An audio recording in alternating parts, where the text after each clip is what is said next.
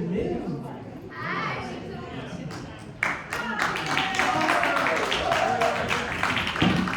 I haven't even done anything yet. And that's nice, very nice of you to welcome me, and I'm welcoming you to this church.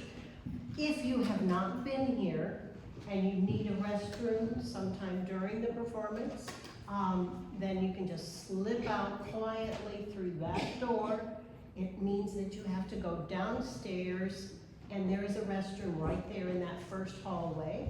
And then, if that one's full, then you'll have to go on through Zeller Hall, that's what we call the basement here in honor of Miss Zeller. And there is one next to the kitchen on the left-hand side, and you'll be able to see that. So, anyway, this is the second storytelling event. Some of you were here for the first, and here you are again. So we have 6 storytellers today. 6 different storytellers. We're not going to hear the same stories, but we are in for a treat just like last time. So without any further ado, our first storyteller this afternoon is Andy Davis. You haven't done anything either. Yes, he's done a lot. Sorry. Well, I was ahead. No, this is what? Andy taught music in our public schools for over 30 years. His work with children and families included many summer music camps and countless community dances. Storytelling has been one of his favorite things to draw people together. Welcome, Andy.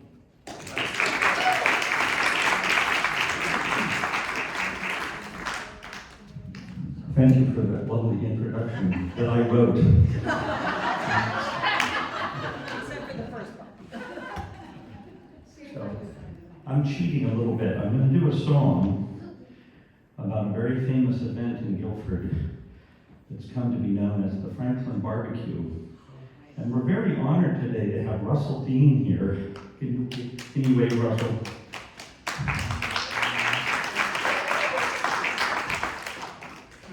Russell cooked the barbecue, not alone. He had lots of help. But I did want to just mention one thing. I have a friend in Guilford whose name is Joanna Dean. Some of you know her. She's also a music teacher. And she sent me this message just today. She said, "Hi, Andy. I just talked with Russ Dean about your song. He was so excited and had lots of cool stories. My uncle Bud Streeter was the one who made the frame to cook this deer, and my great-grandfather Herman Streeter was the one who slaughtered the cattle. He was a butcher by trade and got it ready to roast.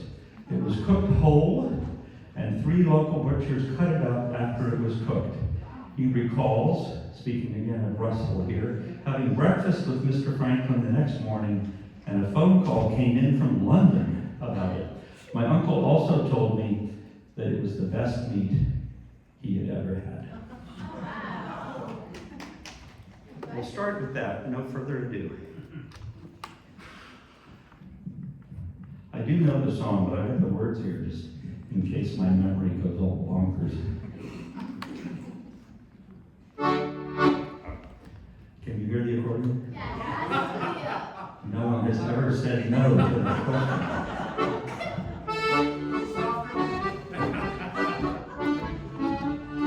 As I went off to Guilford one morning in the rain, I spied him finest steer as ever was fed on grain.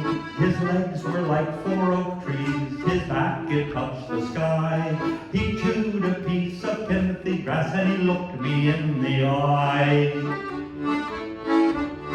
They raised him up on Swarthmore feed and watched him sport and play. With every week and month gone by, they'd see what he did weigh. 1,600, 1,800, soon he reached a ton. Samson saw it coming down, his race would soon be run. Hi-ho, it's off we go, and what are we gonna do? The Franklin boys are home from war, we'll have a barbecue. barbecue. Try, that's the chorus. Hi-ho, it's off we go, and what are we gonna do? The Franklin boys are home from war, we'll have a barbecue. The news began to circulate in every little town. Reporters came from all the world to write the story down. A Texan said it couldn't be done, the Brits had not a clue. But Al and Bill were homeward bound, their kin knew what to do. Hi-ho, it's off you go, and what are we gonna do? The Franklin boys are home from war, we'll have a barbecue.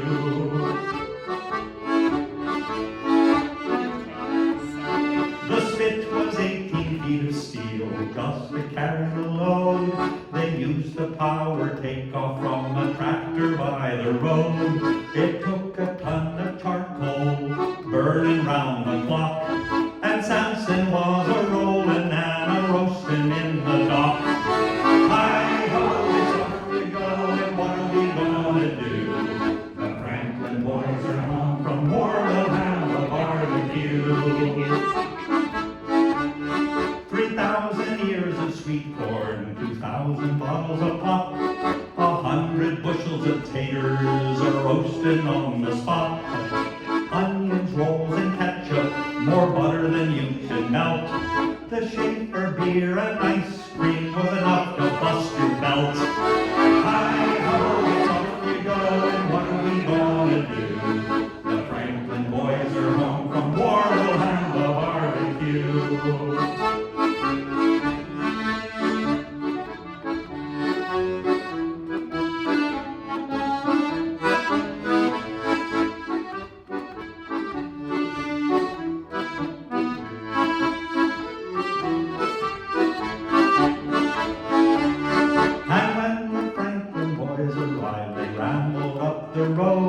At least 800 folks were there, the love and kindness showed. But what about old Samson?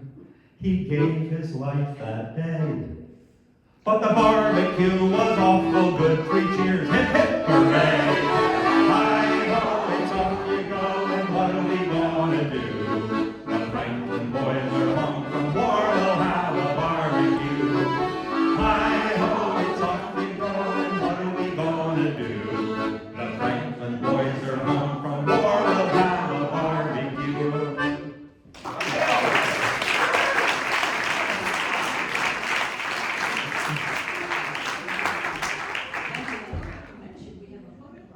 Yeah, there's a photograph right here that Russell brought that you can inspect. And there's also many pictures online. Life magazine actually sent a reporter, and it's well documented, and it's quite astonishing. More Schaefer beer than I've ever seen in one location. Once there was an old miller. He had never married and he had no children. He did have 3 fellows that worked for him. The 2 older ones were his apprentices. The younger one, he was known as the miller's boy, or sometimes the drudge, which was a reflection on the kind of work he was left with. He wasn't the smartest card in the deck, but his name was John. One day the miller called the 3 young men to him and said that he wanted them to go out into the world and each bring back a horse. And whoever brought back the best horse would inherit the mill. And in exchange for the mill, they would have only one responsibility: to take care of the miller in his declining years. A reasonable request. Well, the following day, the 3 young men headed down the road, the 2 older ones up ahead, laughing and making jokes at the expense of the youngest one, who kept his distance, just out of range of the sticks and little stones they were throwing at him as they told him he should just go back to the mill now and not bother. But he didn't give up, and John didn't turn around. That night, they spent in a cave. And in the morning, the 2 older boys awoke by design much earlier than John, and they slipped out quietly without waking him. And when John awoke, he was alone in the pitch pitch black dark. But he just tackled it like he did everything, and he followed the edge of the pathway through the cave, and he came out in a part of the forest that he had never seen before and had no idea where he possibly could be. While he was sort of looking around and trying to get his bearings, he heard a voice, a small voice, say, "Who are you? Where are you going? What are you looking for?" And John looked around, and there was a little speckled cat right there on the ground in front of him. And he said, "What could you possibly do to help me? What could you possibly know of what I'm looking for?" To which the little speckled cat said, "Would you like a horse?" Well, that caught John's attention for some reason. She said that if John would come and work for her faithfully for 7 years, that she could supply him with the finest horse that could possibly ever be seen. Well, John believed her, mostly. And he thought that if he followed her, he'd find out if she was telling the truth. Well, when they got to her house, it was quite astonishing. It was a big multi-level affair made of sticks and vines and all kinds of things with balconies and patios and benches all up in a big tree. And on all of the balconies, there were more cats who all sat up at attention when the speckled cat arrived, which made it clear to John who was in charge. After dinner, one of the cats pulled out an oboe, one pulled out a violin, and one pulled out a trumpet, and they played the most delightful music. And the speckled cat asked John if he would like to dance. But John was shy, and he responded by saying, "I don't dance with cats." Well, after that, when the music ended, he went up to his room, and 3 of the little cats accompanied him. One took off his shoes and socks, one washed his face, one tucked him in and blew out the candle. Well, in the morning, when John came down, the speckled cat was all ready. She gave him the tools to get started with his work. She gave him a silver saw, a silver axe, a silver splitting wedge, and a little copper mallet to pound the wedge. And John went to work cutting firewood. And this is how he spent his time, day after day. But I will say that the weeks passed by faster than days.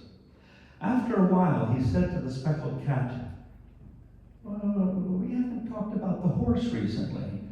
And she said, "Well, you have more work to do. It's time to cut, rake, and stack the hay." And she gave him a beautiful silver scythe and a whetstone made of gold. And John went to work every day, raking, cutting, stacking the hay. And I will say that the months passed by faster than weeks. After a while, John again said, "Can we talk about the horse?" And the little speckled cat said, "There's one more job." And she showed him a beautiful stack of lumber that was all made of silver. And she gave him a carpenter's square, a hammer and nails, and a saw, all made of gold and silver. And she said, "Build me a house, and then we can talk about the horse." So John went to work, and this is how he spent his days. And I will say that the years passed by faster than months. When the house was done, the speckled cat said, "Now I can show you the horses." Well, you know this kind of house. We have them around here. It was a beautiful farmhouse with an attached kitchen, attached shed, attached barn, and the little cat led John into the front door. They went through the parlor, they went through the kitchen, they went through the shed, and when they got into the barn, there was a big row of stalls, and in each stall was a magnificent horse.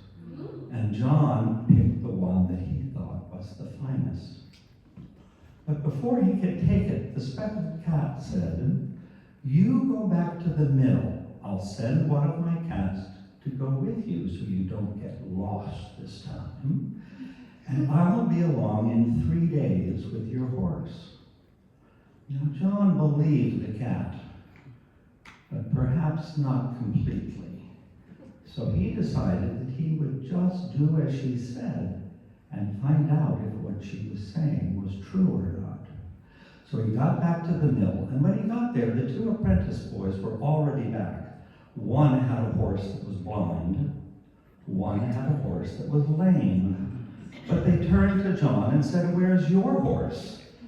He said, "It'll be more than 3 days." And of course, they jeered and laughed at him about that. Now, probably the strangest part of this story was the fact that John, in all those years, had never once gotten a new set of clothes. And the little smock that he'd been wearing when he left, he had completely outgrown. And I would say that if you looked at him, the sight was somewhat pitiful and somewhat ridiculous. And the miller said, "You better go stay out in the goose pen, because if any customers came by to use the mill, you would frighten them away for sure. We'll send some leftovers up to you." So little John went up to the goose pen, and as soon as he lay down, he fell fast asleep, and he slept for 3 days, until he was awakened by the sound of hooves clopping across the cobblestones in front of the mill. Well, he sat up and he looked through the boards of the goose pen, and there was this magnificent carriage.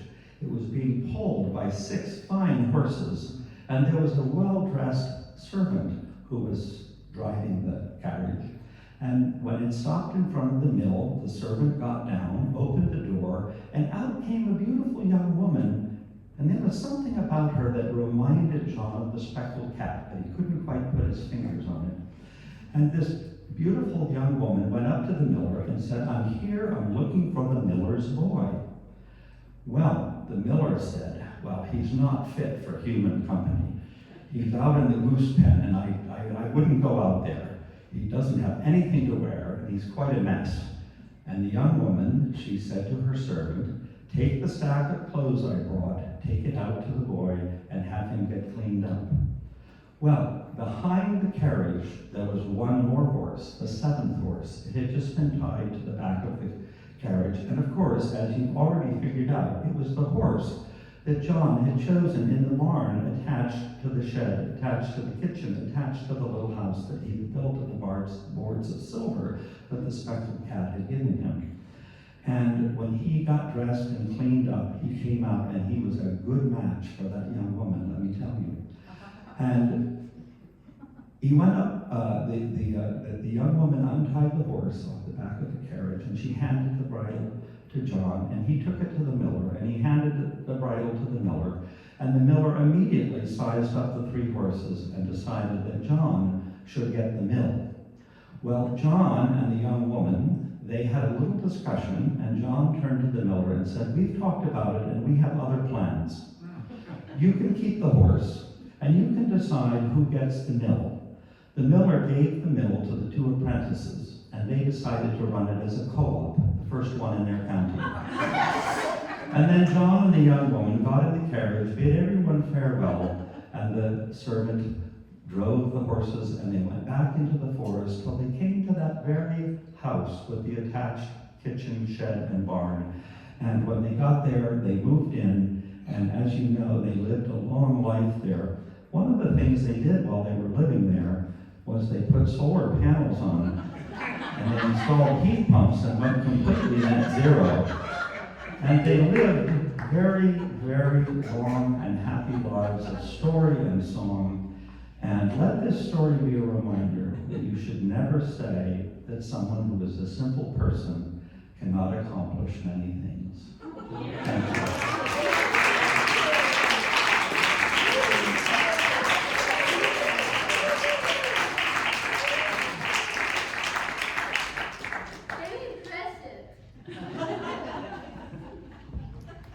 Andy, what happened to us never look a gift horse in the mouth? Right.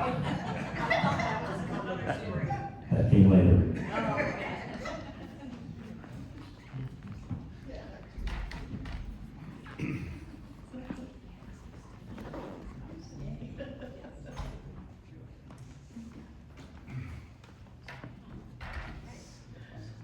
As you can see, I'm changing the set a little bit. Our next storyteller is very well known to our church. Her name is Carol Moody Crompton. I learned something about that.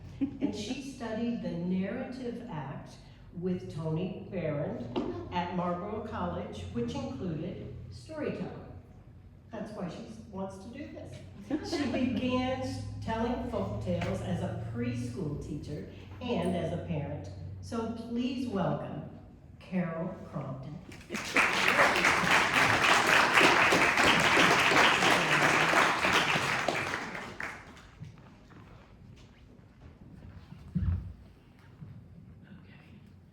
The fisherman's son and the king of Ireland's daughter. A little louder. Is that better? Okay. Once there was a fisherman who was very, very poor. He went out every day to catch fish, but he hardly caught any, if ever, and sometimes none at all. One day he was out there all day and all night and all day for weeks and weeks and had nothing to show for it. And he threw his net out one last time, and something was in it. So he pulled it in. It was the sea maiden. The sea maiden said to him, "If you promise me your firstborn son when he turns 21, I will fill your nets with fish as long and as many as you can imagine." The fisherman thought, well, don't have any children. Wife is old and I don't think we'll have any ever. So why not? Okay, he said, I'll take the bargain.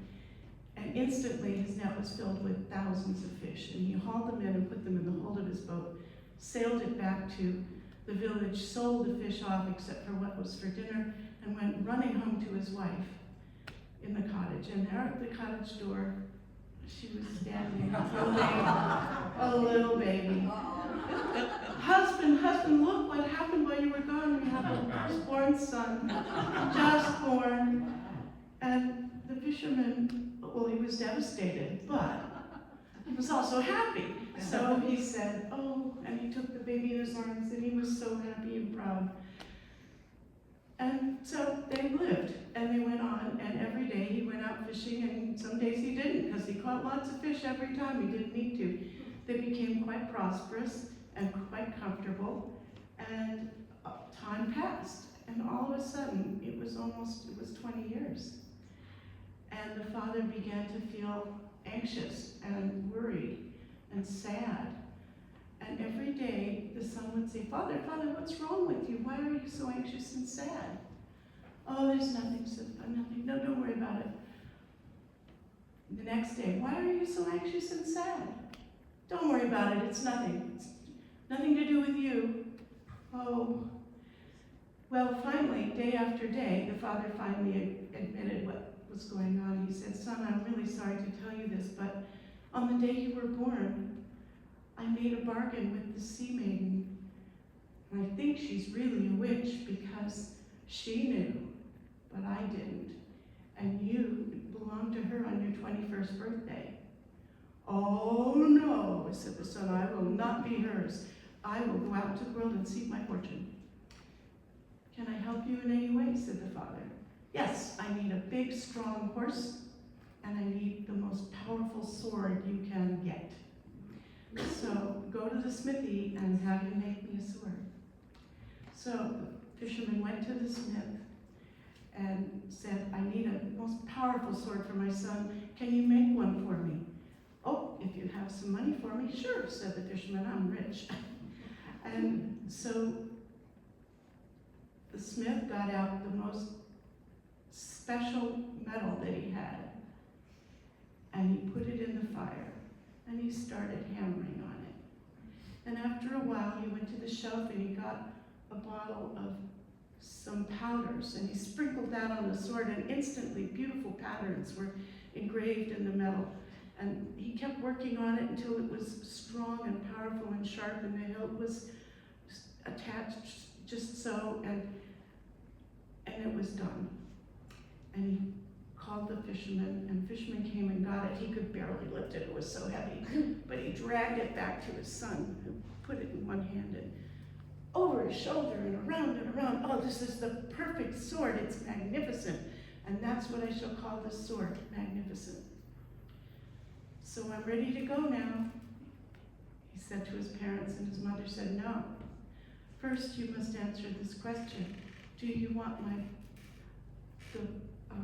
my blessing with the crust or my curse with the loaf? I will choose your blessing, mother. So he took the crust of bread, put it in his pocket, and his mother put her hands on his head and said, my blessing go high, my blessing go low, my blessing go with you wherever you go. And the boy said, thank you, mother, and he got up on his horse and he rode away. Down the road and down the road and down the road he rode until he came to a crossroads. And in the middle of the crossroads there were 3 animals, a large black dog, an otter, and an eagle. And they were fighting over the carcass of a sheep in the middle of the road. And they said to the fisherman's son, can you help us here? We need to divide this up and we don't know how. So he climbed off his horse and he went down and looked at the carcass of the sheep and he cut it into 6 pieces. 3 he gave to the dog, 2 to the otter, and 1, the best one, to the eagle. They were so impressed with his wisdom that they said, we'll help you in any way we can. The dog said, if you ever need sharp claws and sharp teeth and strong muscles, call me. And the otter said, if you ever need someone to swim deep down as far as you can go in the water, call me and I can run fast too. And the eagle said, if you ever need something that can fly over things, call on me. I have strong talons and sharp claws and a sharp beak. I can help you. Thank you, said the fisherman's son. And he got back up on his horse and said goodbye to them and rode off. Down the road, down the road, down the road, till he came to the castle of the King of Ireland. And he knocked on the door.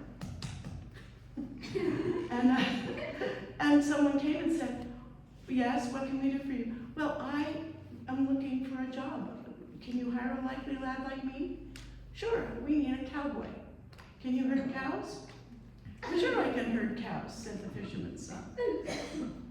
So, well, you get paid by milk.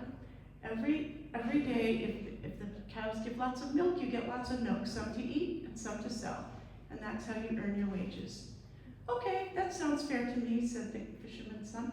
So the next morning, he took the cows out, and he was near the castle. There was no grass. It was all brown and muddy. And he went a little farther, and then there was just a little bit of bitten off grass. So he went a little farther yet, until off in the distance, he saw another castle. And around that castle was the greenest grass you could even imagine in Ireland.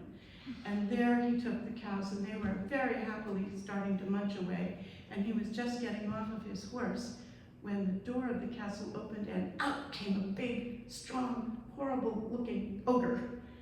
Giant ogre, very giant. And how dare you graze your cows on my grass? That belongs to me. For this you must die. Uh-oh, said the King of Ireland's, the fisherman's son. And he got out his magnificent sword and drew battle. And he was slashing and slashing and back and forth and all around. But he just couldn't reach the giant's head. And so he thought, black dog, come help me. And the black dog instantly was there and started chasing the ogre around, biting here and clawing there, until finally the ogre had to bend down and was so twirled around, and the fisherman's son was able to chop off his head. And that was the end of him. And so, instantly the door opened of the castle and all the servants came pouring out. Please, thank you so much. You've saved our lives. We were the slaves of this ogre and we couldn't leave, and now we can. And this castle now belongs to you and everything in it. So the fisherman's son said, that's nice. And he went, he said, so can you watch the cows while I go in and check things out? So he went in, they watched the cows, he went in, and inside there were treasures everywhere. Gold and silver and jewels, pearls and diamonds and rubies. And in one room, a very special suit of golden cloth. And the fisherman's son looked at that and he said, and he tried it on and it fit him perfectly. And he put his cowboy clothes over that and went back out and got on the horse and herded the cows back to the King of Ireland's castle and sat down for dinner and heard a story at the dinner table.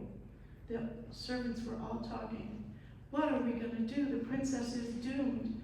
She's going to be fed to the dragon tomorrow. She has to be sacrificed because there are no more maidens left. All the maidens have been sacrificed. So the King of Ireland's daughter is the only one left. She has to go. Well, that's terrible, said the fisherman's son. He said, well, it's not too bad, they said. It's not too bad. The general is going to come, and he will rescue her. So fisherman's son said, okay. And he went back to his little room and closed the door and was lying down to sleep when all of a sudden there was a knock on the door. Who's that? Open the door and you'll find out. So he opened the door, and there was an old woman, all dressed in black. Oh, fisherman's son, here's what you need to do. That general may not be good enough for the princess. You need to go and see if you can help if you can tomorrow. Don't go with the cows. Go with the princess.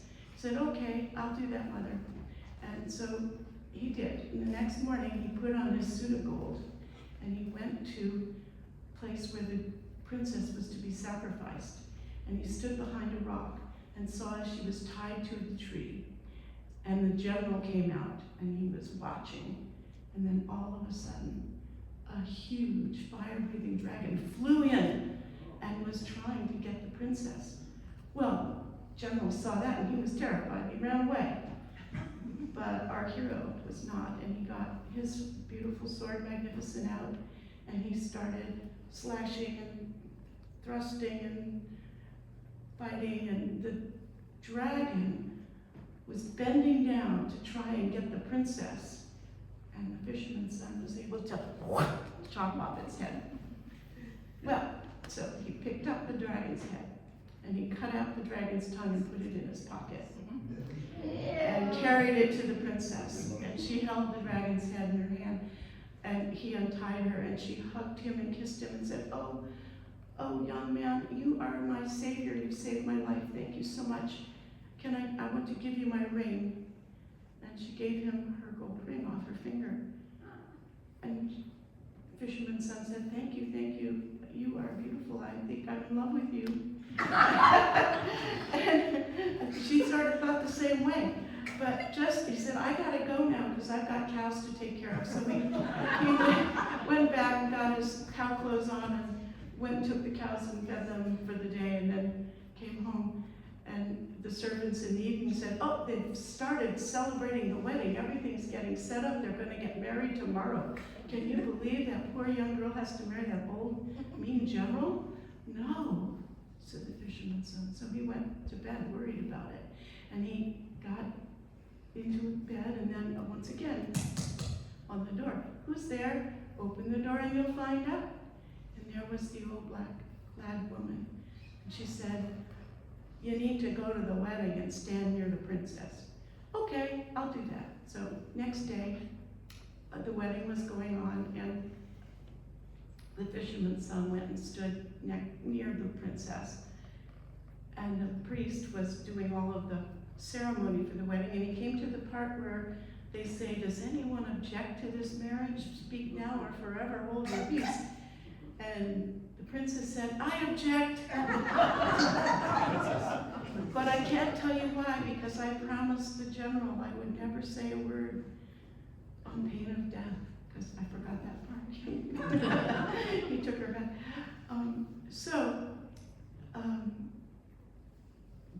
So the king said, well, if he didn't do it, who did? And the young man there in the cowboy clothes stepped up and said, I did.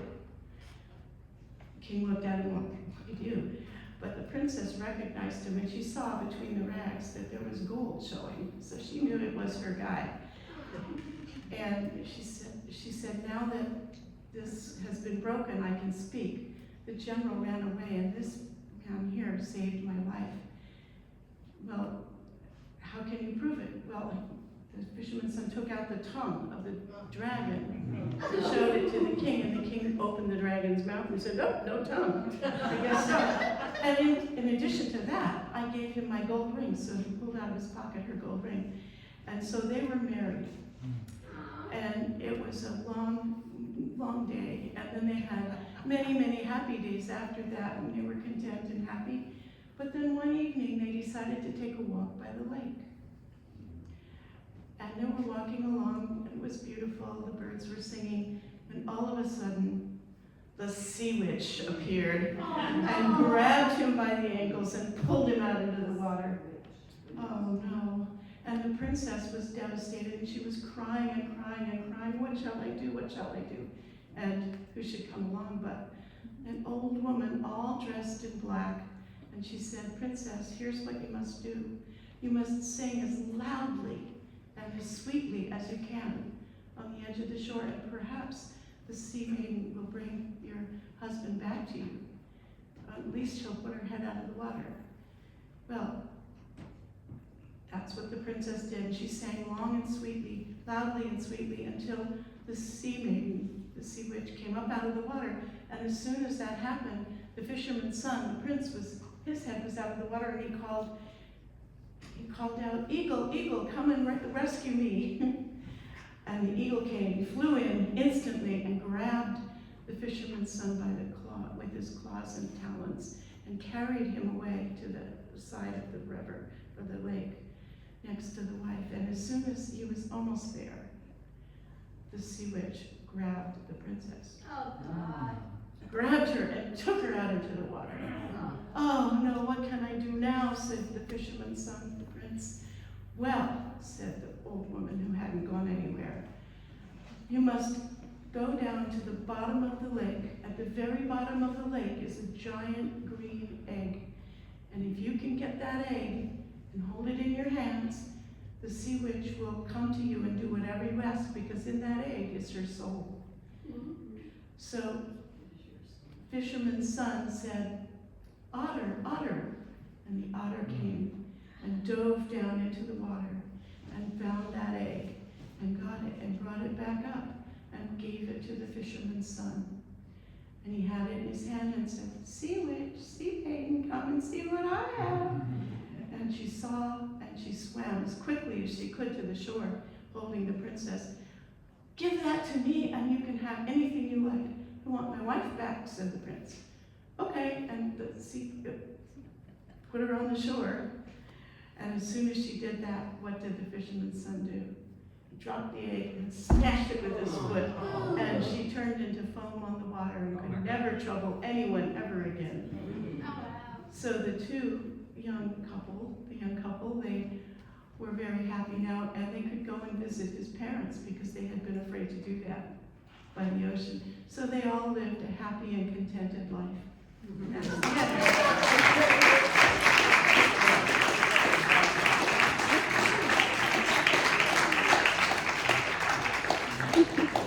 There are so many more elements to that story. Smashing the egg part, that was pretty. Okay, you can't see. You can just toss those over.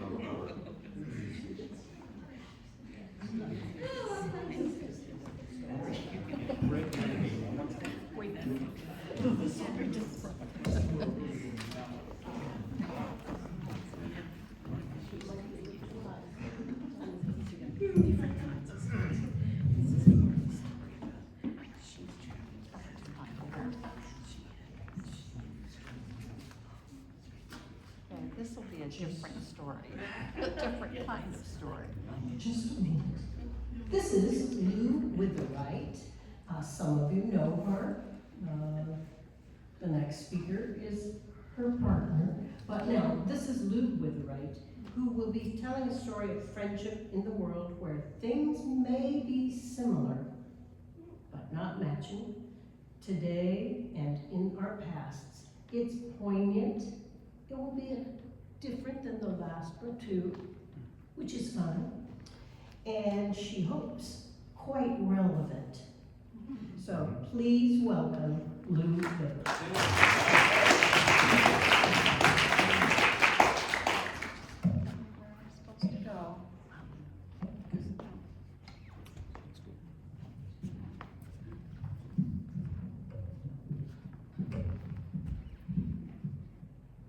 I know this story, but I'm using notes. Is this okay? Loud and clear. As a kid, I used to watch a TV game show called Concentration. Players had a big grid, flipped over cards with words at first randomly, and then through memory, they were able to pick two. And the aim of the game was two meant you could win a prize. The TV host was Hugh Downs, and he would comment on the success of the players. If a player turned over a card with a bicycle and a motorcycle, he'd say, "Oh, similar but not matching." They needed either two bikes or two motorcycles. I remember one time there was a choice, and one of the choices was hairnet, H-A-I-R, net, like where.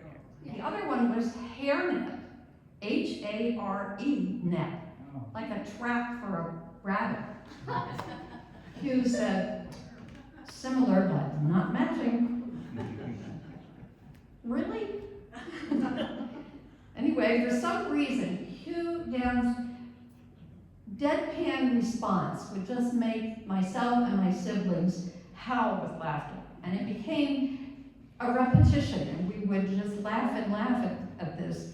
And out on the highway, my brother would say, "Look, it's a Corvair and an Edsel." And my sister would say, "Sorry, similar but not matching."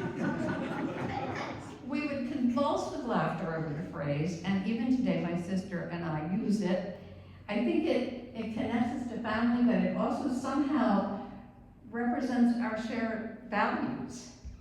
Not sure how, but I think it does. Sorry, similar but not matching. My friend Julian and I also talk about what about our lives is similar but not matching. We both live in villages that are located in green, lush, temperate climates. If you know where I live, you understand why we call it Steep Hill Farm, because I live at the top of a very steep, curving road in the woods. You don't even know that you're close to the center of Brattleboro. It's quiet, it's beautiful, you can commune with nature, and it takes you away from the turmoil of the world. When I sit on my porch at dusk and I look over to the left, to the woods, through the woods, I can see the lights of my neighbor.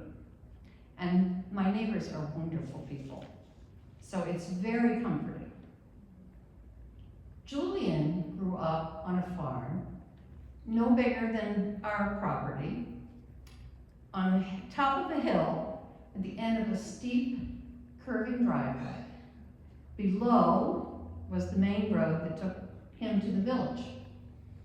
When he sat on his porch at dusk, he would look off to the left, through the woods, and he would see the lights of his neighbors, who were also very good. In fact, my neighbor does not have a vegetable garden, if you can imagine it, in Vermont. She does not. But she does amazing landscaping. But Julian's neighbor was a farmer, and so he produced corn and he produced vegetables, and he would share them with Julian's family. Because Julian's father was a respected teacher, high school teacher in the village, and his mother worked for local government. My father worked for national government, and my mother worked for local government. So again, we had something that was similar but not matching. We even have similar but not matching morning routines. Julian drinks tea, I drink coffee. I have local eggs, he has local eggs. And we both listen to National Public Radio before we start off on our day. Julian went to public school and ultimately to university. He excelled in languages and in English literature. His favorite author was Charles Dickens. While he was studying for his master's degree at the university, he met the girl of his dreams. She loved Dickens, and she did love Julian too. They used to hold hands in the dark, walking across the campus and talking about their dreams that they shared. When Easter vacation came, they parted at the bus stop, each of them off to their home, to their respective families, to share the news of their engagement. Before they had a chance to rejoin each other, 3 days after Easter, something happened that changed everything.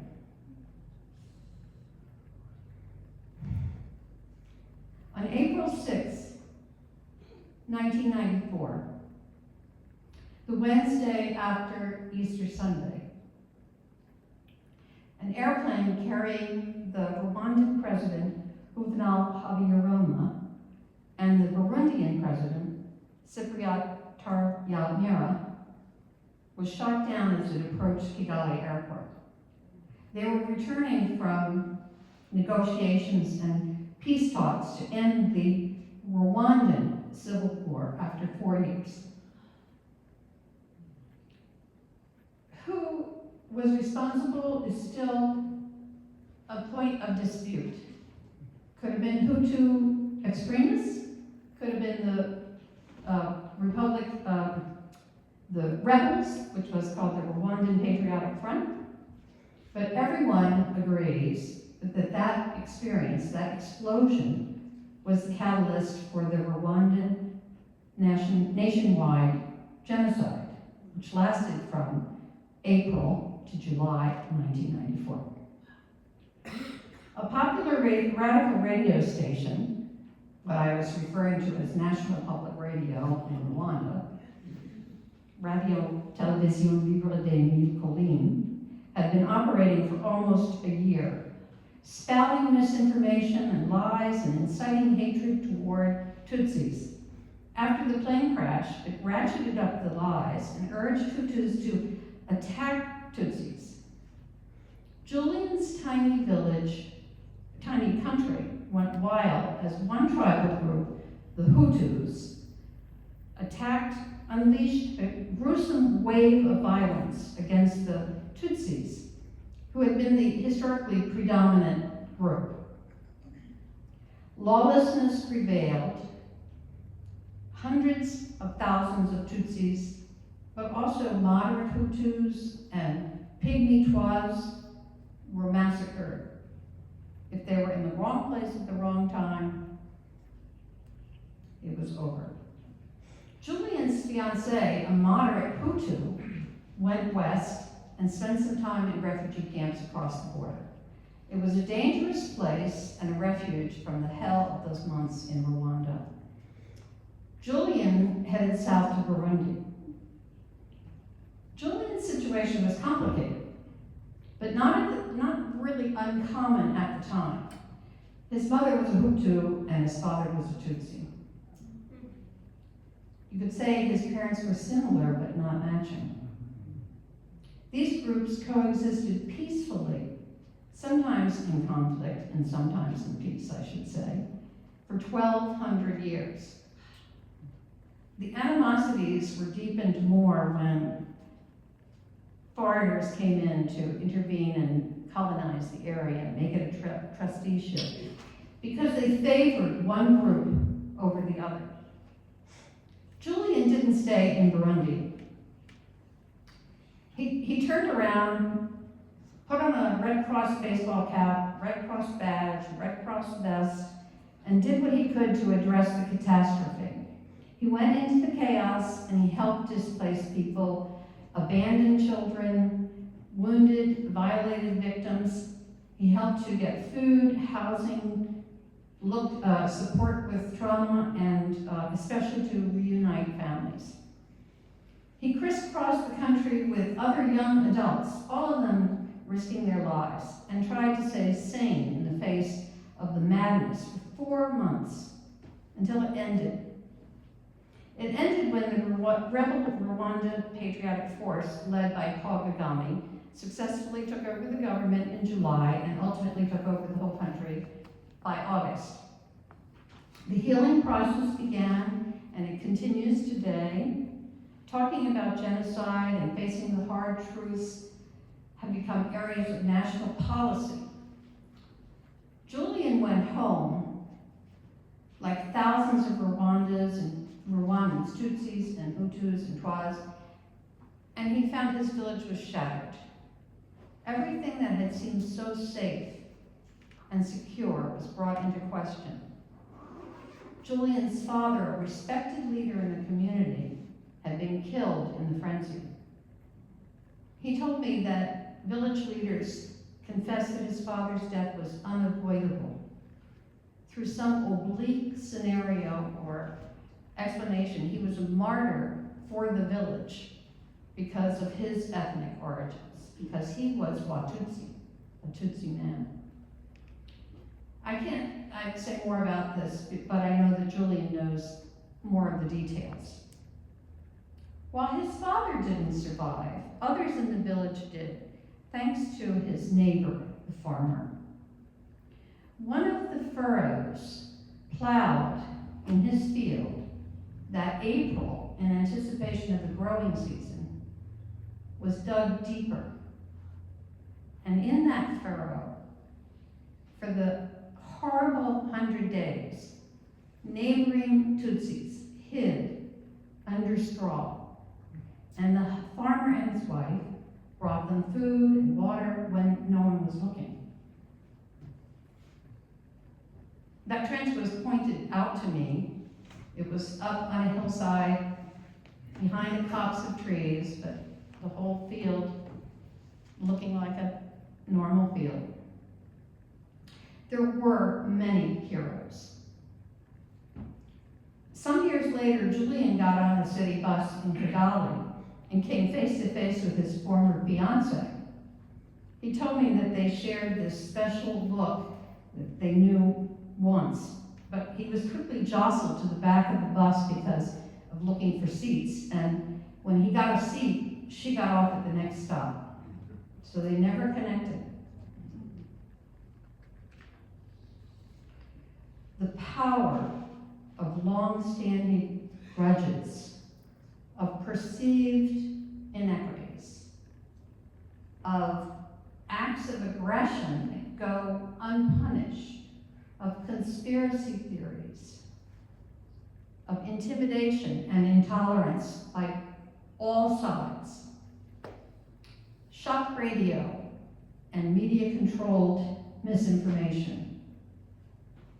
That's what changed Julian's life.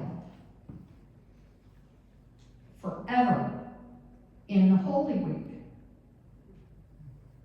It changed the country too. 3 decades later, the benevolent dictator is Paul Kagame. He's respected by the world for his initial heroism, and the country as well is respected for its creative approach to what happened. His endgame seems to be a safe and prosperous Rwanda. However, we're still seeing that human rights are trampled, and they are increasingly being trampled, despite having a democratic institutions and a bicameral parliament that has more women than any parliament in the world. In the eyes of the law, everyone is regarded as equal. Hutus, Tutsis, Twa. But there is an uneasy freedom and a sincere wish to work things out. You know what else is similar but not mentioned? July 4th is a public holiday in Rwanda to commemorate the end of genocide. And of course, our 4th of July is to celebrate the beginning of a democracy.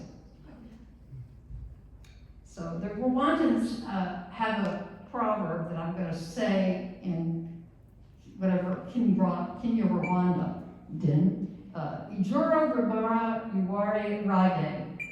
It means only the one who pass through the long night can tell its story.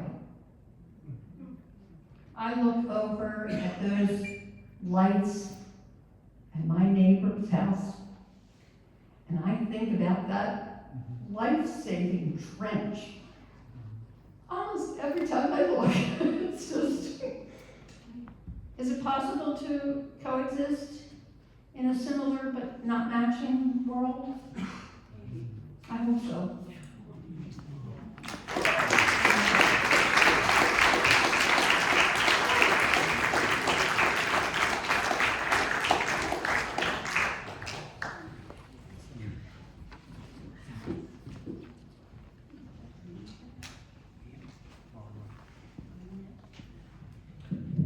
Wow.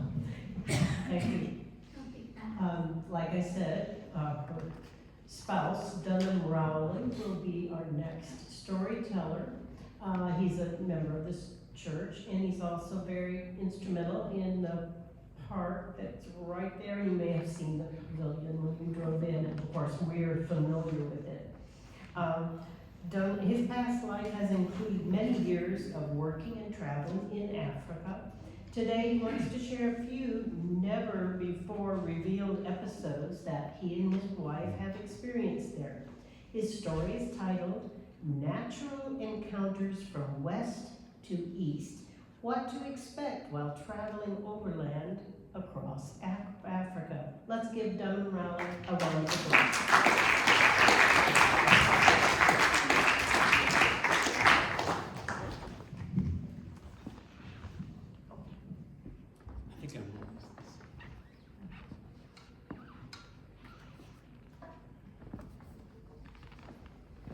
Good afternoon, everyone. Let me tear down a little bit. Okay. This is a travel log, but it's definitely not Rick Steves, okay? These are natural encounters from west to east. Oh, Mike, yeah, Mike. Sorry. You got it. Well, we were. Why don't you fix it again? Here, I get Like that?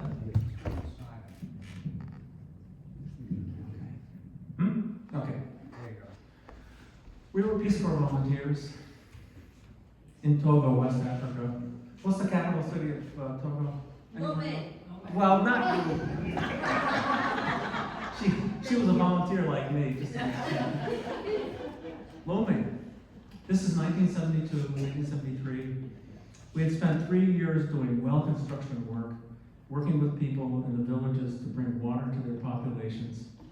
It was exhilarating work, and we had a yearning to learn more about Africa, its people, its lifeways, its culture, and we wanted to just see the lay of the land. I say we, I met Lou in the Peace Corps, and we've been together ever since. At the end of my tour, I had the chance to purchase a quite used Volkswagen bus, camper bus. I had my parents wire over the savings I had, and I purchased the thing and had it overhauled for a very long trip. We rebuilt the engine, bought a ton of spare parts, jerry cans, 2 spare tires, engine, etc., etc. We wanted to go across Africa with the intention of seeing the animals in the game parks of East Africa.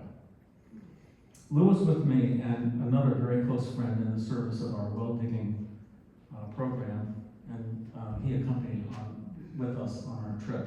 His name was Dick Boynton. There wasn't much fanfare at the end of our tour, and so we headed off towards the east. From Lomé, we traveled through Benin, Nigeria, Cameroon, and Chad. Who knows the capital city of Chad? Anyone know the capital city of Chad? N'Djamena. Everyone say N'Djamena in the spirit of you. N'Djamena.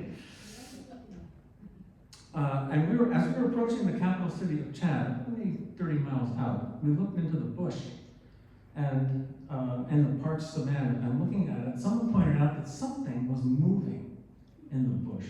This is savanna, it's just low brush, kind of very dry. And as we got closer, we saw giraffes loping around And I don't know, the movements of these animals is just so graceful and so fluid.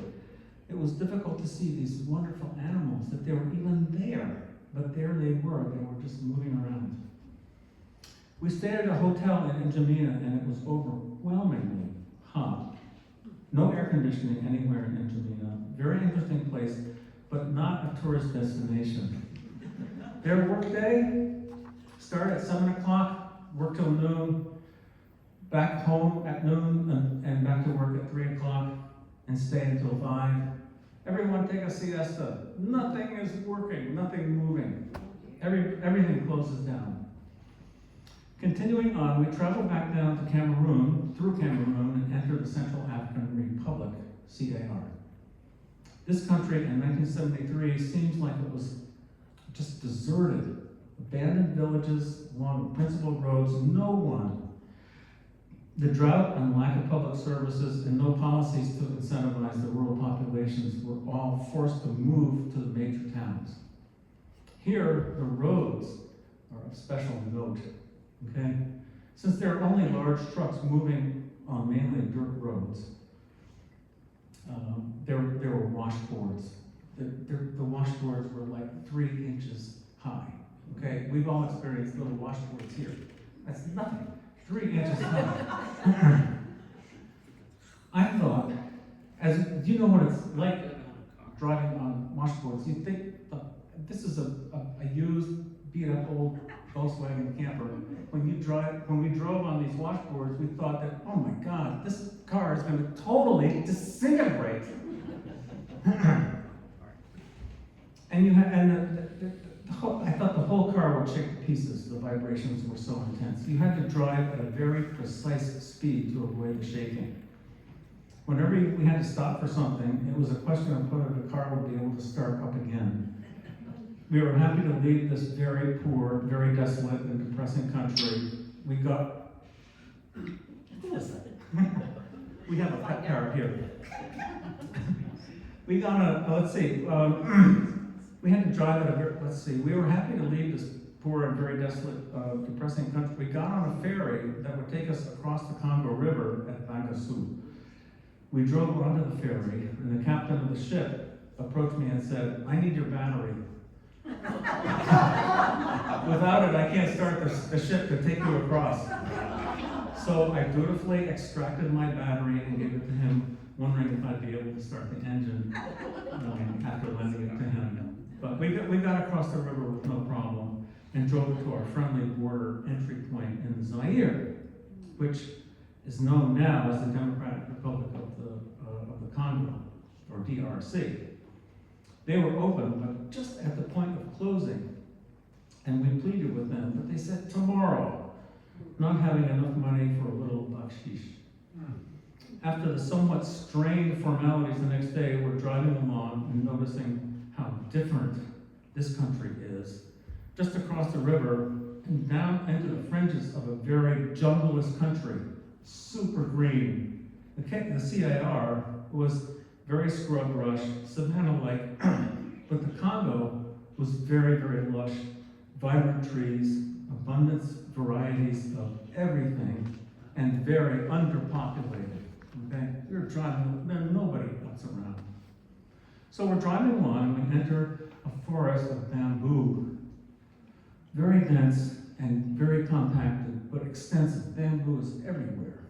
And all of a sudden, we're driving at around 25, 30 miles an hour, and all of a sudden, baboons. Hundreds of baboons all around the car. I'm serious, all around the car. They wanted to see you.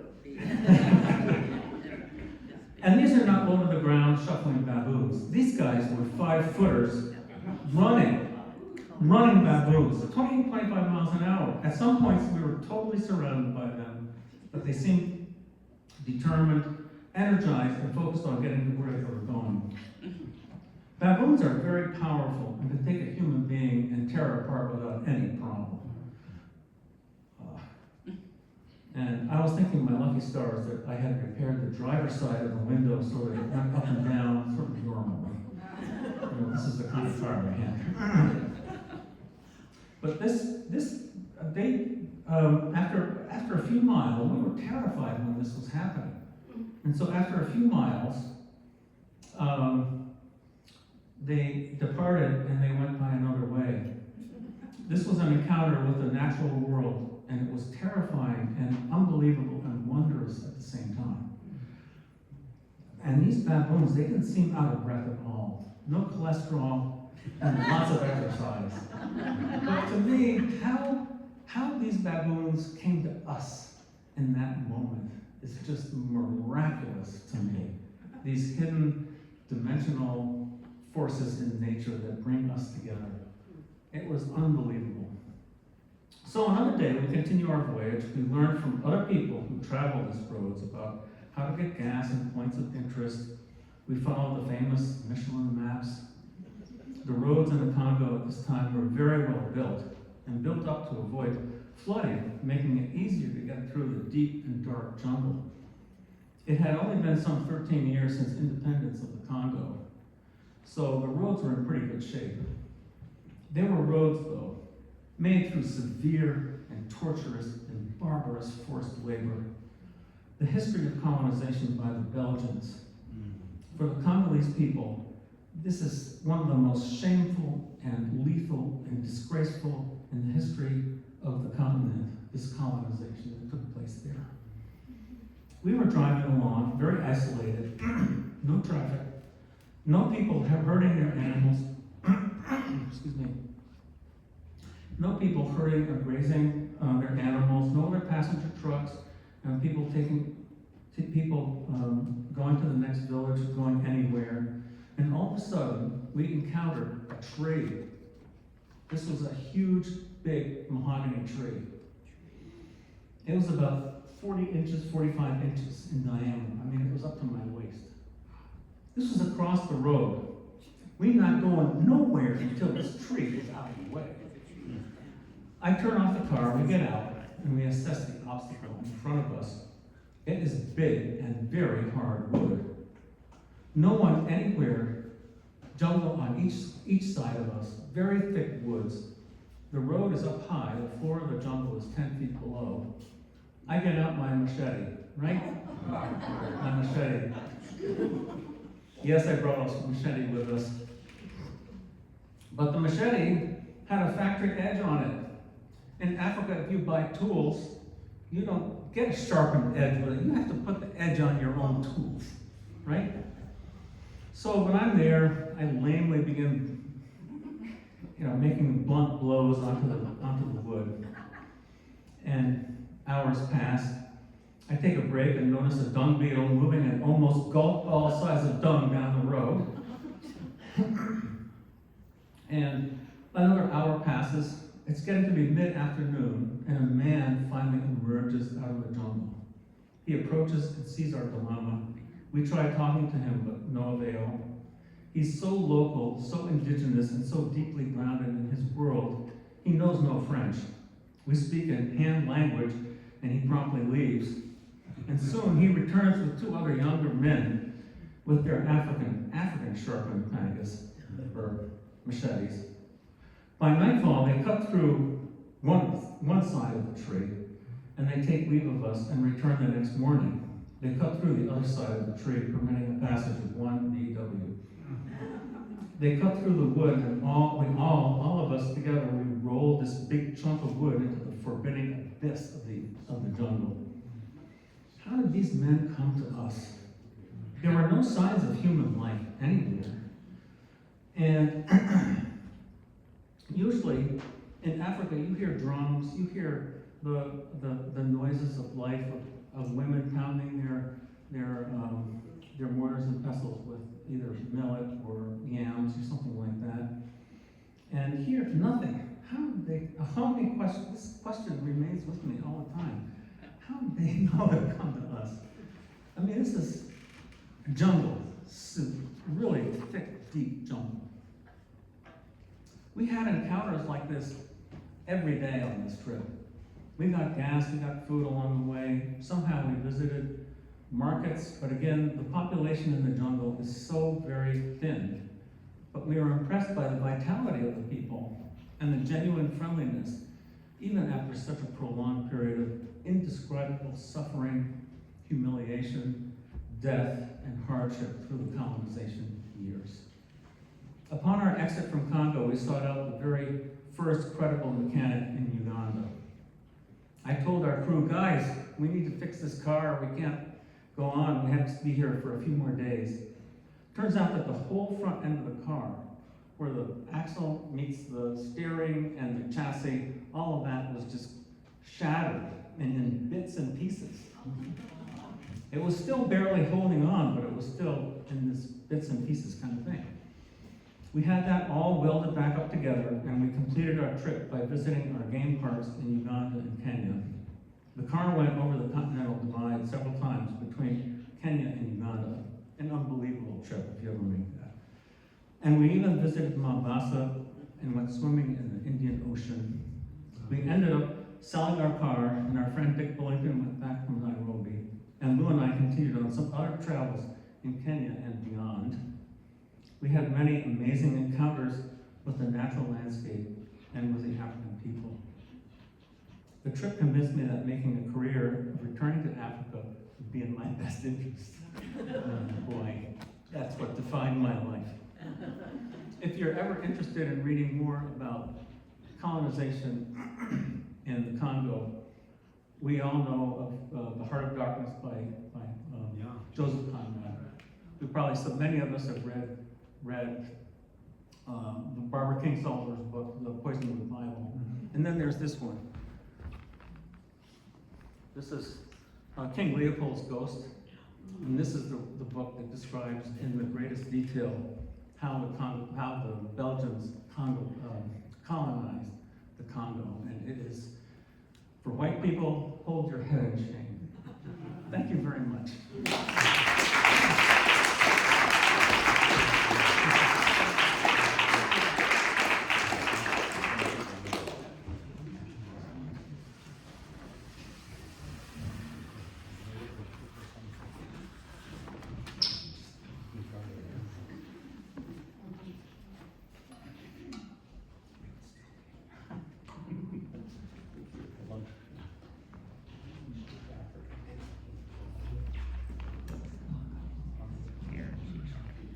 We've had a guest in the house, besides Bonnie Garrity.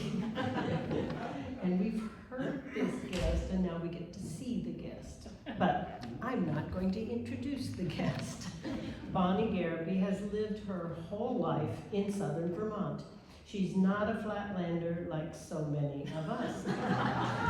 She shared her story for many at Turning Point, at the Latches, and for StoryCorps last year. Please welcome Bonnie Garrity.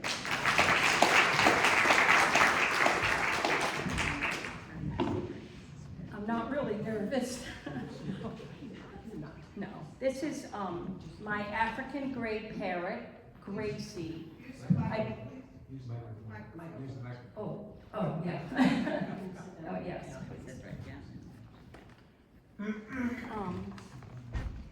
I purchased my African gray parrot almost 14 years ago from a private breeder. She was a hatchling, and I brought her home as a baby and hand raised her.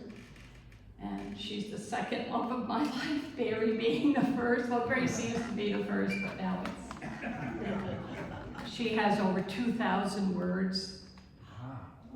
But she won't talk on command, I'm afraid, but she has quite a vocabulary. She doesn't swear. She can mimic. She rings identical to the doorbell, the telephone, the microwave, a truck backing up. Some of her favorite words are, I love you, Mama. Barry, come here for a minute, in my voice. She's totally potty trained, and she's really extremely intelligent. Anyways, my name is Bonnie. I was born in Springfield, Vermont, 72 years ago. This is the furthest I've lived from Springfield is Vernon.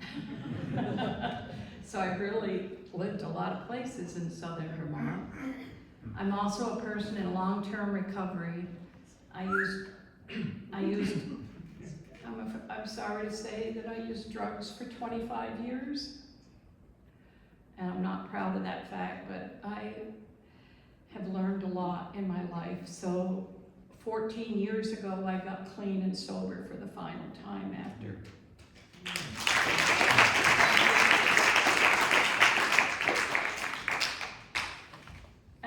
about 10 or 12 relapses.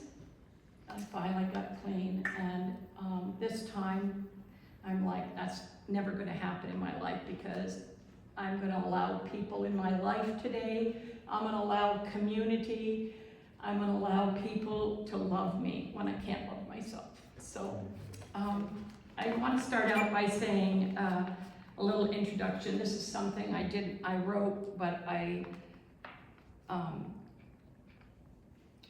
put it in my own words, and it says, you do not get the years of addiction back to do over. Better. They are lost for good, and some of the damage will never be undone. Recovery tells a lot of truth-telling that has never been fathomed by the addict, let alone undertaken. It is not for the faint of heart, the weak, the meek, or the deliberately oblivious, and continuing to do what is wildly difficult. Good things in my life today are friends, family, spending time with my youngest daughter.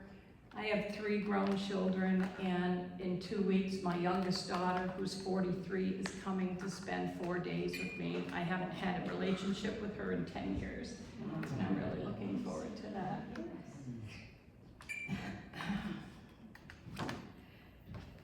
What I learned 14 years ago when I got clean, I was alone, and I started coming to this church, and I felt, shh, be quiet.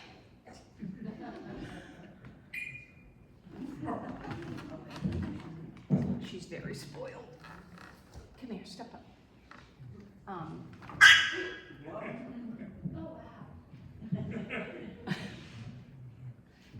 She's been to this church before. I brought her to the blessing of the animals. I can fix the microphone so it's a little bit easier. Oh, thank you, Peter.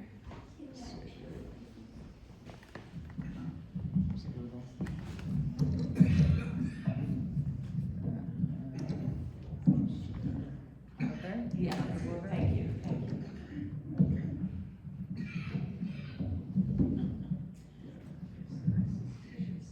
There you go. Thank you, Peter. Thank you.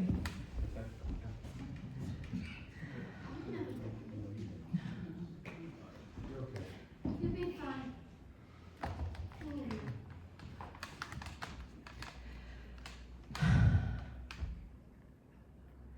My life today is second to none. It is so wonderful. I never expected all these wonderful miracles that happen in my life today are happening. A lot of you know that a couple months ago I moved to Vernon in with Barry, and it has been the best move of my life. I live in the best home I've ever lived in, and I'm so loved and supported by so many people and friends and family, and I have never lived in such a beautiful home as I'm living in today. I counted the closets yesterday. I have 7 closets in this house. and it's like been fun emptying them all out and finding new things to put in them, and a lot of them are empty, but it's so fun, and I really love my life today. 13 years ago, it was really hard for me to be connected with people, and I didn't have any community. I didn't have any friends. Well, I had Mary. Mary's been my friend for 54 years. She's over there somewhere. Yeah.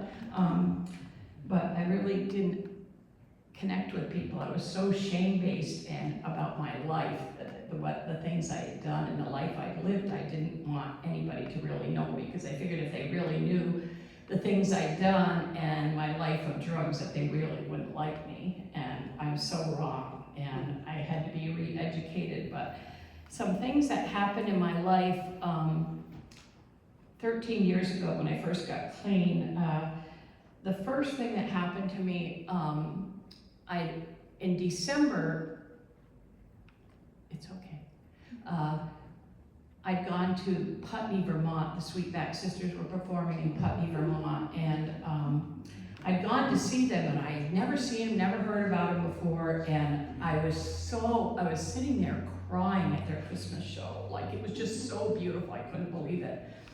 And then I ended up in a motel room here in West Brattleboro for 6 months. And I was in that motel room, and I was clean, and I was like trying to figure out where I'm gonna go, what I'm gonna do. And I saw that the Sweetback Sisters were gonna be performing again at the Hooker Dunham in downtown Brattleboro. And I was like, I gotta go. So I went down to the Hooker Dunham, and I remember I didn't know them at all, but I went up to them, they had a break, and I said, oh, I was at your Christmas show in Putney, and you did this beautiful song called Beautiful Star of Bethlehem, and it was just so beautiful. It was, I've never heard it, it was just so wonderful.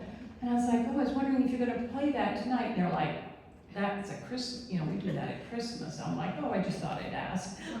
Well, I went and sat down, and next thing I know, it was either Zara or Emily came to me, and they said, what are you doing after the show tonight? And I'm like, well, I'm in a motel room, I'm going back. And they're like, well, why don't you stick around? And for the first time in my life, I mean, these people played Beautiful Star of Bethlehem for me after everybody left the theater that night. And it was just the most beautifulest thing, and I get goosebumps, and I still get goosebumps every time I say it, because it was the most, nobody had ever done anything like that for me, and it was like, I still follow them, and I watch their kids now, it's just so amazing, but like a lot of people have been instrumental, and one of them was Brattleboro Women's Chorus. Oh, yeah. Yeah, and I've been singing with Becky Graber for 14 years, and that's totally changed my life, and this church and community, and just showing up and letting people know who I really am and what I'm all about, and that I'm really a good person, and I'm working hard on building those relationships with my children and my 9 grandchildren who all live local in Bellows Falls and Springfield, and I'm just really happy, and I just wanted to share my happiness and how much and now that I'm retired, I worked at Maplewood Nursing Home in Westmoreland for 20 years as an LNA, and I'm retired now, and I'm really learning about things to do, like Barry and Mary have been going to Vernon. They have a senior swim Monday, Wednesday, and Friday from 5 to 6, and we've been going swimming. And I hadn't been in a swimming pool in like 25 years, so we're going down there and enjoying that on Monday, Wednesday, and Friday. We just joined the Vernon Senior Center. They go out on these trips and do all these fun things, and like you don't have to drive, you just get on this bus and do fun things. And I saw our first, I'd never seen a fisher cat. We had a fisher cat in our yard 2 weeks ago. And Gracie and I sit out on our porch, and I think Gracie saw the fisher cat before I did, because she was like really checking things out. But like, yeah, she's a good girl. But I'm so happy to be a member of this church. And yeah, can you say hello to everybody? Can you say hi? She loves music, and when Andy was playing the accordion, she was really tuning in. But I don't really know what else to say other than thank you all for listening and supporting.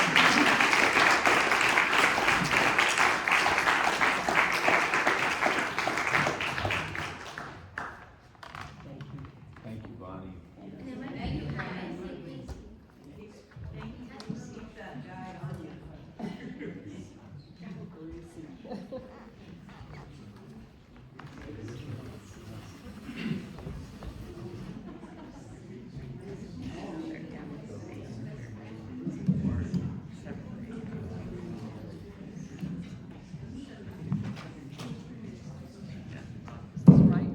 This is right?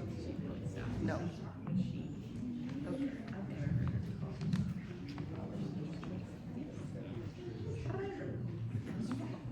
This is not my expertise. Can you tell? Okay. Walk this way, we can talk. Thank you. And I'll set it up. Perfect. All right. Last but not least, our final storyteller this afternoon is Brian Reamer, who's lived in, and I have to read this, Iowa, Iowa, Minnesota, New York City, New York, Egypt, Ecuador, but Guilford has been his home for 35 years. Though he has often used stories in his work as an educator in businesses and organizations, he has never, ever told this story to an audience before. We're so privileged. Please welcome Brian Reamer.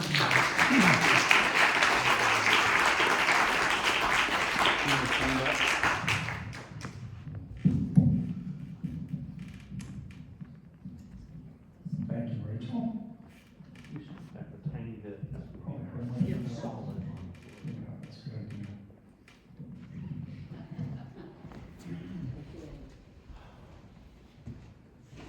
Well, I knew that my 20th birthday would be special because 20 is such a nice round number, but I didn't know it would be a time when I would put myself willingly in physical danger and harm for the rest of my life.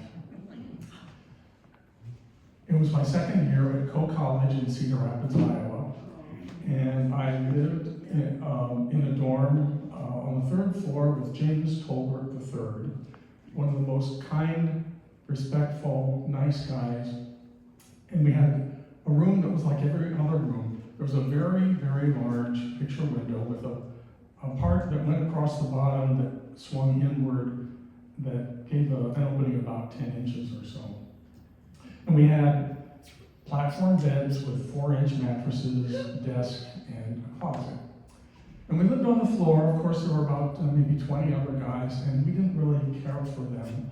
They weren't our kind of guys. They were kind of mean and crude, and they were inspired and led by Kovacs. Now, Kovacs was a guy who was on the 5 or 6 year plan at the school instead of just 4. He worked at the local Triple X Theater in Cedar Rapids, and he would come home from the theater with armloads of magazines, and he would put them in a great big box in the room that was for studying, the common study room in there, and it became more of the porn room than the study room. But he also taught everybody how to keep their roommate out of their room. So there was this situation where the door was such that there was a knob, and above that was another button, just a couple of inches space there, that if you turned the knob to throw the deadbolt, then you could jam a book in there, and nobody from the outside could put a key in and turn the lock. So that was another thing. He also was inspiring to people in other ways. Well, there was one fellow who got a really nice letter from his girlfriend, which had a lock of her hair. Very sweet, right? Well, he inspired everybody else to find a piece of hair from somewhere on their bodies to give to this man, to give back to his girlfriend. So one other thing that he had instituted was that there would be, when it was your birthday, everybody would gang up on you and pick you up and throw you in the shower with all your clothes on. Well, I was positive that I was not going to let that happen to me. So on my birthday, I saw them coming for me, and I dashed into my room and I locked the door. Now, I knew that my roommate James was kind enough, he was not going to give them his key to let me in, but Kovacs could probably convince the resident assistant of the dorm to give him the master key. So I grabbed my Bible and I jammed it in the lock. So I was safe, but they were outside waiting for me, and I only had one way to escape, and that was the window. So that may sound like a stupid thing, but I had a plan, because you never know when there might be the hallway filled with smoke and you have to get out through the window. And I heard that if you hang from the windowsill, the length of your body reduces the distance that you have to the ground.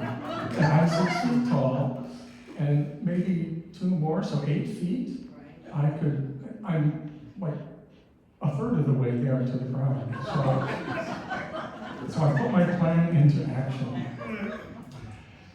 I opened the window and I undid the brackets that held it in place so that it would go flat, and I could get out through this 10-inch space. I took my 4-inch mattress and I held it out the window and I let it go. And if you've watched a leaf fall, it goes a bit to the right and to the left and to the right, and it settles nicely on the ground. The mattress did that too. It floated to the right and the left and the right and the left, and then it went whoosh about 20 feet away from the window. But I was stuck and I had to get out. So I put one leg over the windowsill, took one last look into my room, and I noticed the book is still in the door. If I don't get that out, nobody is going to get back into this room. So I crawled back in, grabbed the Bible, said a little prayer, and put it back on the shelf. Went back to the window, put my leg over, took one last look around the room, noticed that my keys were still on my desk. Without my keys, I would not be able to get back into the dorm. So I crawled back in, grabbed my keys, put it in my pocket. Went to the window, I put my leg over, took my last look around, put my other leg over, and then I turned and lay with my stomach across the windowsill, ready to lower myself down. So I carefully pushed my way down and held onto the windowsill and lowered myself bit by bit until I was full length. And at this point, I realized 2 things. One was that I did not want to fall. The other was that there was no way I was going to pull myself up. I was holding on by my fingertips. And I have no strength in my arms anyway, so I could not. The only thing I could do was to let go.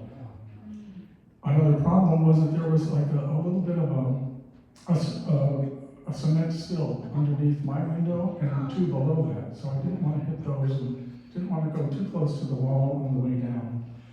So I took a deep breath. I took another deep breath. And I made a slight push and let go.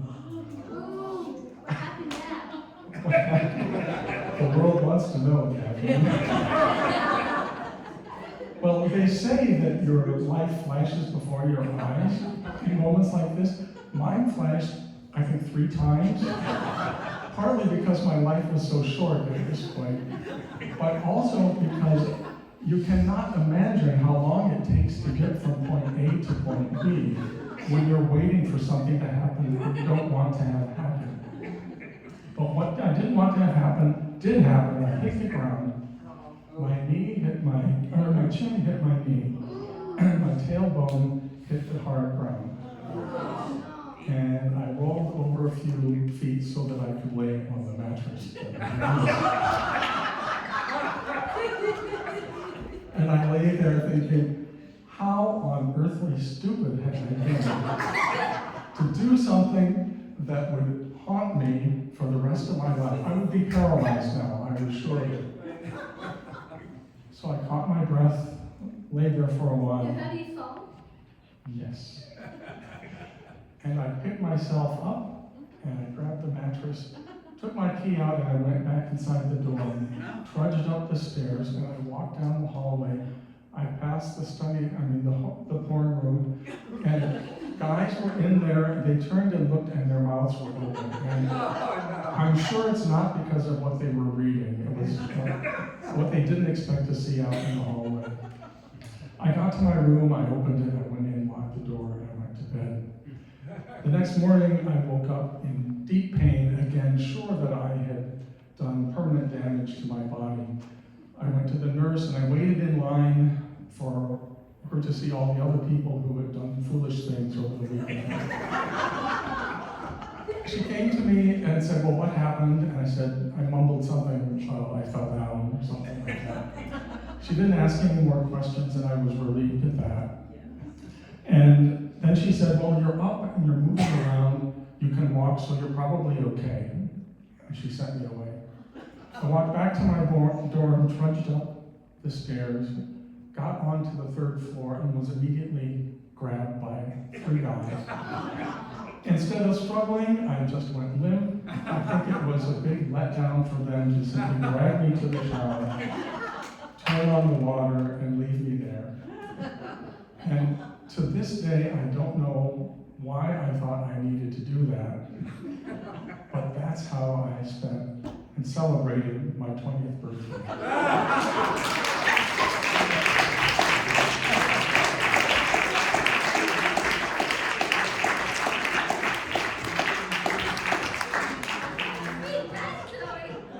Oh my goodness.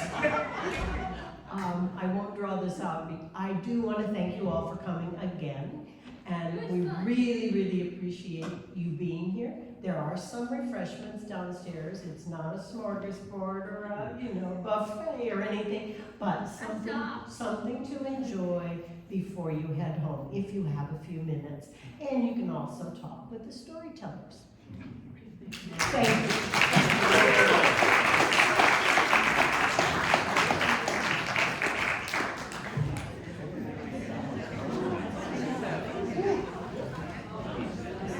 Thank you, Rachel.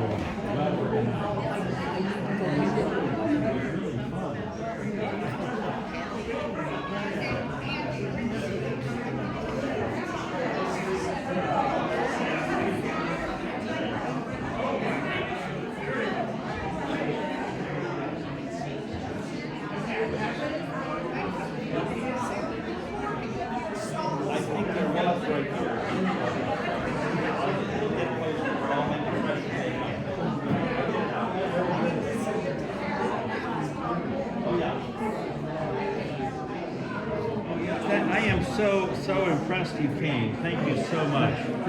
Samson. See how much you abbreviate? Oh yeah, what is it? 500 bushels. Nobody believes 500 bushels. Was it potato salad or was it just like roasted potatoes? I haven't seen the menu. Was it? What were they using the potatoes for? Yeah, 3,000 ears of corn. I mentioned 500 bushels of potatoes. That's a lot of potatoes. But I mentioned all this in the song. You know, the rolls and the buns. And so I just, I think the idea for doing this because when we had a memorial service here for Al Franklin earlier this year, it's not that hard to find online. Have you seen that the Life magazine pictures are available online? I can, I can send you the link if I have your email address. You know who has it is Joanna. It's on my, I gave her a copy of the song sheet.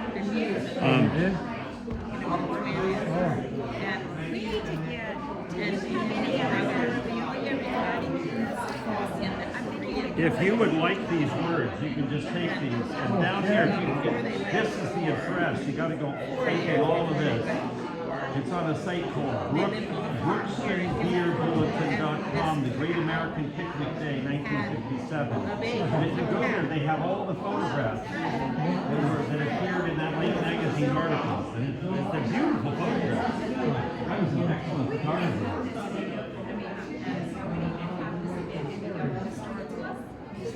Oh, we could do it again. Yeah, you mean? No, I mean, Oh, yeah. we need to have About this, yeah.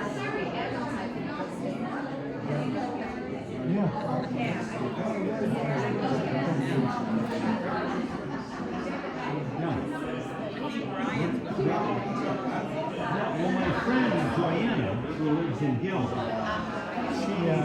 she's got two living members of her family that were involved in it. Yeah. So, You want a picture? you can take a picture of it. Oh, you got it. Can I take it to the night? You want me to take a picture of it? All right. He's got an extra have your copy, that's amazing. If you want to do something at the museum, I'll come and sing my song. Let me know if you want to do something. Did you like the song?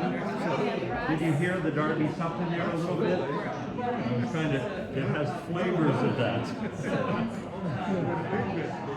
Yeah, I was sort of like, I was trying to say the Derby Cup has nothing on Samson, the one-ton steer. Because people like raise cows I used to do Warren Franklin's work. and so Building barns and for milk, but also for meat. I knew the